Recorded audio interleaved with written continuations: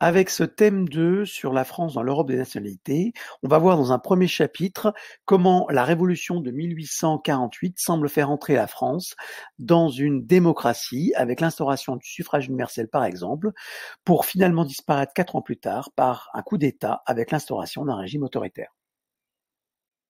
La problématique nous amène à voir en quoi la Seconde République et le Second Empire marquent-ils une étape vers la mise en place de la démocratie en France.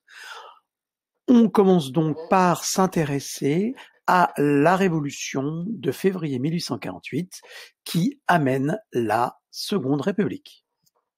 On s'appuie sur un tableau de Henri-Félix Philippotto qui représente Lamartine devant l'Hôtel de Ville le 25 février 1848.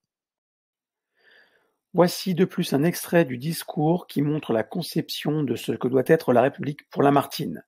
Elle prône les valeurs de la Révolution de 1789 et s'oppose à l'idéologie socialiste naissante en 1848. On va donc d'abord présenter le document qui est un tableau fait par un artiste qui a l'habitude de faire des commandes sous la monarchie de Juillet, alors qu'en 1848, il y a une poussée révolutionnaire en France. La révolution est le fait d'une partie de la population. Le mouvement socialiste naissant veut un changement radical. La République est proclamée. Lamartine essaie de concilier les attentes des socialistes et des républicains. Le tableau de Philippotto permet d'analyser ce qui se joue devant l'Hôtel de Ville. On aperçoit l'idée de violence avec des victimes, des pillages, bref, l'insécurité. Le gouvernement provisoire, dirigé par Lamartine, veut assurer la sécurité et l'ordre. Les deux conceptions de la République sont d'un côté celles des partisans du drapeau rouge, qui sont des socialistes. Ils veulent un changement radical, par exemple la confiscation des biens des profiteurs de l'Ancien Régime. Ou bien les partisans du drapeau tricolore, qui s'en réfèrent aux idéaux de la Révolution bourgeoise de 1789.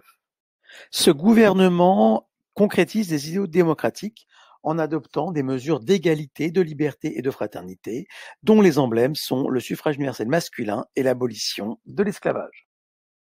Lamartine a de cette période une vision idyllique, notamment celle des premières élections. On le voit ici avec la phrase soulignée. Celle-ci le pousse à se présenter à l'élection présidentielle de décembre 1848. Entre-temps, l'agitation ouvrière est réprimée par le gouvernement. Les ateliers nationaux, créés pour donner aux plus pauvres du travail, sont fermés. Lamartine obtient moins de 1% des voix en décembre.